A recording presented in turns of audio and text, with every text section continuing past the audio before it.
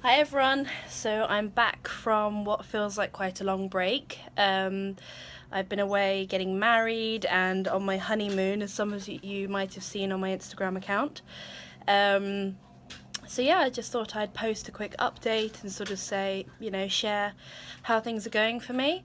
And I think just mainly one of the things, I suppose, is kind of what I noticed traveling, because we were away for 2 weeks, and how recovery can be when you're traveling. So I suppose food and eating, it can be a challenge if you struggle with eating in restaurants or not knowing the calories of some things, for example, which can be very common in restaurants and on planes, and it can be really difficult if you kind of need to numerically kind of know where you're at with what you're eating. So also not knowing necessarily what's in the food that you're eating, so oil or butter or anything like that can be quite challenging for some people. So I suppose how I got around that was you just have to practice. You just have to keep eating and keep challenging yourself to going out into restaurants. And I suppose the importance of calories kind of becomes less and less important as you go through recovery and as you become more confident with that. So keep pushing. It can be challenging to not feel like you have control over what you eat, but again, that's just a good thing to keep practicing in your recovery. Um, Number two, when you're traveling, I notice this because I've got a bigger body, Um, Actually traveling, you can get quite tired. Like if you're doing lots of walking or something in recovery, obviously you're not supposed to exercise a lot. You're supposed to get transport wherever you can. You're supposed to limit your activity. You're supposed to rest as much as possible, and sometimes that can't always be the case when you're traveling. um, and not only when you're traveling alone, but when you're traveling with others. um, One big struggle I've had is that when others in a party are expecting you to walk and move and be quite active on a holiday, for example, you can't always do that, and you might not want to. You might want to, but you just physically can't, or you might just think, fuck it, I can't be asked to do this anymore. I just want to chill out. And I struggled, I suppose, with saying, no, I need to get a lift, or I need to get the bus, or I'm not going to do that today. Um, and I suppose that again just takes practice, and you've just got to think, look, I'm recovering from an eating disorder, I'm recovering from something which is a huge physical reparation project for your body, and you need to rest right now, and that's okay. It can't be that you continue functioning at the same speed and at the same level as you always have done whilst you're recovering and whilst your body is going through this. It's just not possible. So I think it's coming to terms with that yourself, communicating it to others about what you need and what you're willing to do and what you're willing not to do, and then coming to terms with that and being okay with that and finding peace with the fact that this is where you're at physically right now, and that's okay, and you can't do anything else about that. um, and also in terms of traveling size, aeroplane seats, I found it this time quite a challenge. I've got large hips now in recovery, and I was quite squished in, I'll be honest. But that I managed, and it was okay. I think some people gain a lot more than I have done, even. And so perhaps if I gained any more, I probably wouldn't fly for a bit, to be honest, because it is very triggering. It is anxiety inducing, not fitting into seats. But I suppose again, you've just got to think, look, I've most probably overshot a certain weight in recovery. And if it turns out that your body is supposed to be a lot larger, and you can't fit into seats of public transport or planes or something, then then maybe it's, you know, it's worth that investment to invest in 2 seats, or to invest in extra leg room, or to find alternative methods of transport. You know, you could go on holiday in the car and drive somewhere, somewhere within driving distance, or something like that, or getting a train which might have a bigger seat or something. You know, I think you've just got to think that this has to happen, and society is not set up for larger bodies, absolutely not.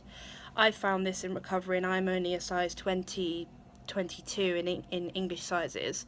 That's by no means absolutely enormous, it is just big. So, you know, if I struggle with it, I can't imagine what people a lot larger than me feel like. And it's just a hard fact that society has this inherent fear of fat and overweight, and it's just not set up properly for it. So I think you've just got to be your own caretaker. You have got to think, right, well, this is difficult for me. It's kind of like if you were disabled, you know, should all buildings have disabled access? Yes, they should, but some don't.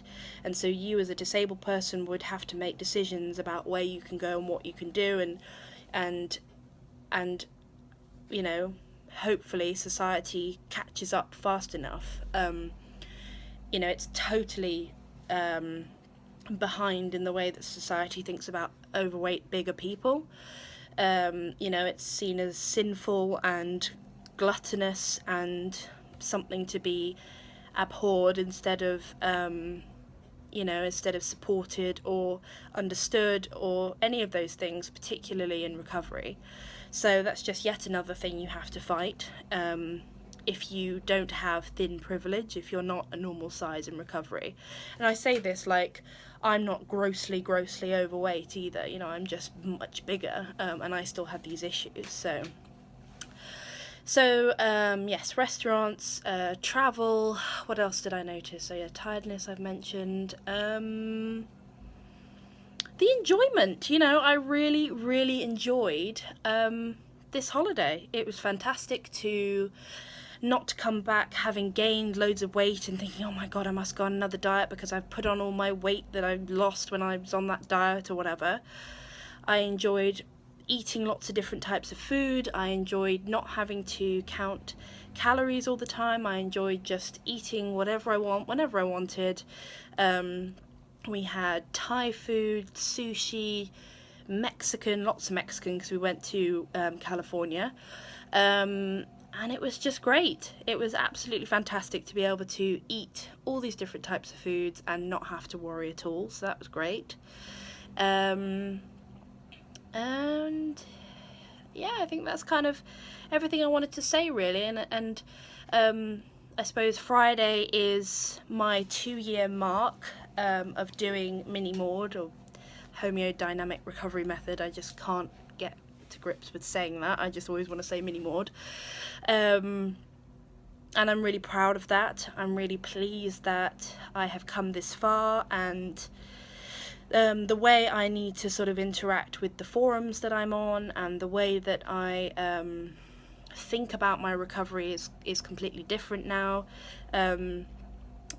Sure, anxiety kind of comes up, and that does still manifest itself in bad body thoughts and things like that, but on the whole, eating has become completely easy for me now. I have completely stabilized in my weight. I did think I was tapering a bit, but I'm not quite sure if that's sort of stabilized now or what's going on. I don't know. I'm caring a lot less about the right and wrong of recovery, and I really trust my body now. The difficulties of recovery are really starting to subside. Like before, I would very much feel the physicality of recovery and the tiredness and the pain and the uncomfortable symptoms, like I was still overeating or whatever because I was still undernourished. That's all gone away now, so I don't have such discomfort or bloating or anything like that. I'm, emotionally much more stable, much more happy and at peace with myself. It's kind of almost like I have only a tiny bit of an eating disorder sometimes if I'm stressed now, and I feel like 90% of the time I'm a normal eater, a normal person, and that 10% of the time is how my anxiety manifests itself. Before that, 2 years ago, my brain was kind of always eating disorder focused, and I was very much defined by that, and it run my life in a way that is totally different to now. And now I just want to kind of spread the message and encourage other people and sort of say recovery is completely possible, and yes, you will struggle, and yes, recovery is long. You know, I've been recovering for 2 years, and I thought by now that maybe the overshoot would have gone by now, but it hasn't. But whereas a year ago I was thinking, when's it going to happen, and now I just kind of think, well, it'll happen when it happens, you know. You can't rush it, and it's not as devastating as it has been in the past, and the speed is kind of doesn't get to me as much because it's just something that's happening in the background, and I don't even think about it really anymore. The only time I think about it is when something like I can't fit in a plane seat, or I can fit but maybe the seatbelt's tight. That's when I think, oh yeah, I've got a big body, and it's like I'm fine with myself, but the world is too small. The world needs to get bigger. I don't need to get smaller. So yeah, it's just been a really great holiday and a really great time getting married and celebrating all the wonderful things that life is actually about, and not about your weight and your body. And I really have started to appreciate that. And I think when I first started watching other people's videos, and they were so far along, and they would say something like, I just don't really care about my body anymore, I just don't really care. I think, oh, fuck off, yes you do.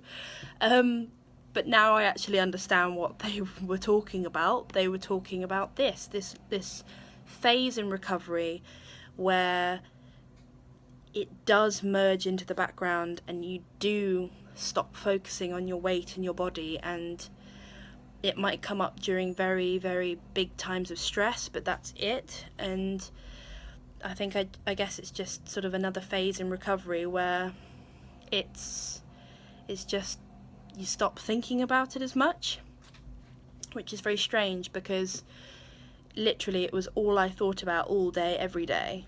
And then it was a little bit less and a little bit less, and then about a year in I kind of would think about it half the day, and now the only time I think about it is when I do a video or post on Instagram or something, and I want to keep doing that because I think it's very positive, and I want to add to the literature out there for this type of very robust and complete recovery that I think it is.